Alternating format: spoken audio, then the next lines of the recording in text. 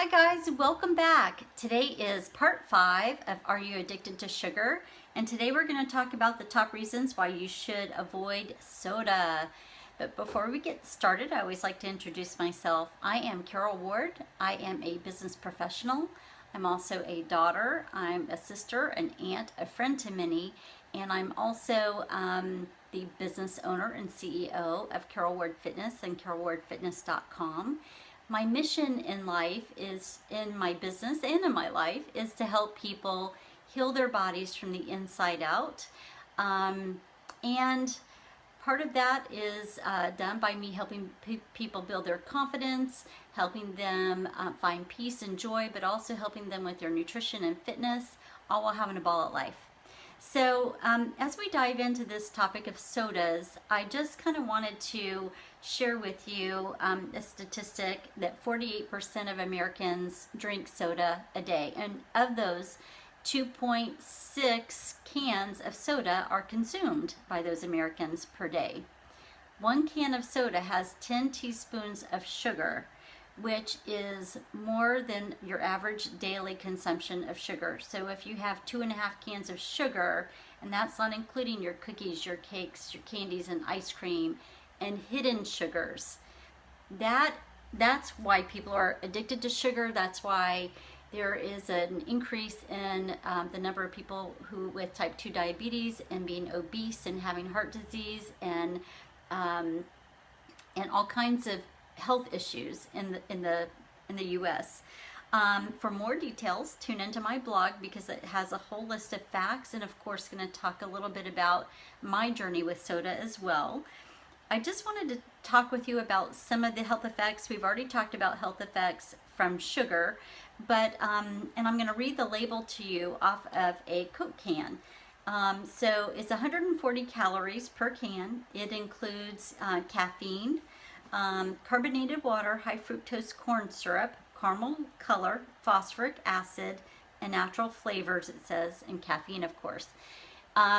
If you want the real nitty-gritty details, you can actually go to coca-cola.com or to coca-colaproducts.com and look at the list. It's extremely long. In fact, it's like A to Z, and you have to click on the A and look at all of the ingredients. So it was something I couldn't even go through with all of you guys. And I'm sure it pertains to, all of their various drinks that they offer. So keep that in the back of your mind. But I don't know what stood out to you in that label, but what stood out to me is, first off, there is zero nutritional value. Zero. The other thing is that it's just carbonated water with high fructose corn syrup and caramel coloring. So that high fructose corn syrup and the caramel coloring are bad for your teeth. We already talked about sugar. High fructose corn syrup is nothing but sugar. It is also a GMO. Corn is 90% of corn in the U.S. is a genetically modified, or comes from a genetically modified source. So just know that that's the case as well.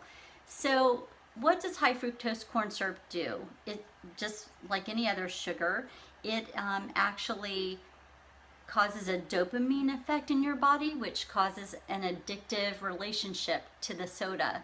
So it just makes you want to stay on it because you have that really good high feeling when you're on it. So what you'll notice with people who drink soda, and that's why the 2.5 cans or bottles are consumed per person per day, is because of the effect of it. It's kind of like you get that high from the caffeine, and then of course you get the high from the sugar, and then you crash, and then you need to have another one so that you get that high, and then you get the sugar high, and then you crash. So it's kind of that effect as you go through your day. It's just think about the life of an addict, a heroin addict or a cocaine addict. They get high, they come off their high, then they got to get high again. It's very similar. But not only is it addictive, it has a lot of the health issues I mentioned already, but the other thing is it depletes your body of minerals that your body needs to function, like magnesium and zinc and calcium and electrolytes. And those are things, if you think about, if you take a calcium pill or you drink a lot of milk, and you're taking in 2.5 cans or glasses or bottles or whatever of Coke a day, then you're kind of getting a wash there. And if you're not taking in extra calcium, particularly for women who are aging in their 50s and going up, it can really deplete your body of the calcium it needs to fortify your bones. So, which can lead to, you know, more likelihood of fractures, and particularly in the hips and things of that nature. Magnesium, as Americans, generally speaking, our bodies, because of having so much processed food, we are lacking in the area of magnesium anyway. So if you actually were to drink that much soda a day, you're just magnifying that by 2 or 3 or 4 times as well. And then of course electrolytes, because it's very dehydrating. Anytime you drink anything with a lot of caffeine in it, particularly if you add sugar to that, it's going to dehydrate your body, which is what contributes to early aging, but it also makes you thirst for more. And I think that that's kind of the misnomer with soda, is that people think at the time that they drink it that it's quenching their thirst, when in fact it's making them more thirsty. So then they go for more to quench their thirst, which just continues on that bad cycle. So I just kind of wanted to highlight a few items. If you want the details, it's in my blog. I will go quickly and tell you a little bit about my story. Most of the story is going to be in tomorrow's segment, which is going to be about sugar substitutes and artificial sugars. So my story is that I had an addiction to Diet Dr. Pepper.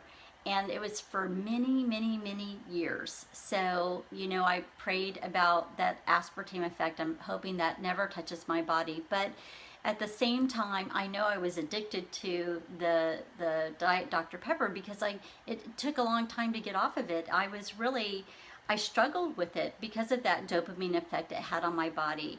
And I normally just drink 1 can per day, but there were times as time went on where I did go up to 2 cans, and then times I went back down.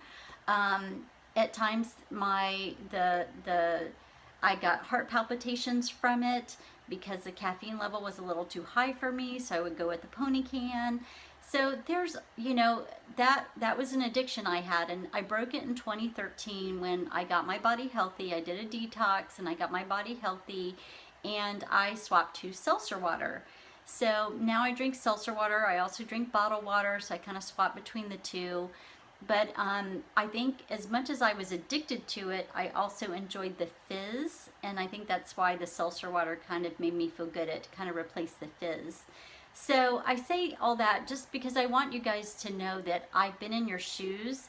If you've ever drank soda, or you have a soda addiction, or you're finding yourself having a soda addiction, just know I've been there. I've been in your shoes. I've had it myself, and I understand how tough it is to break free of that habit. But for me, not only did it get my body so much healthier, it also saved me in my wallet, because think about all of those cans of, or bottles or liters of soda that you drink a day. Think about it in your household. Think about how often you have to buy it, how much you have to buy, and how much money you would save just by eliminating that one thing from your diet that has no nutritional value, that's loaded with sugar, that's doing nothing but causing more type 2 diabetes in the world and more people to become obese. So I hope that you enjoyed this segment today. Thanks for tuning in, and I really hope that you enjoy the blog. And we'll see you tomorrow, where we will talk about, if I can get that out, artificial sugars and the dangers of those. Thanks so much for tuning in. Take care and enjoy your Sunday. Bye now.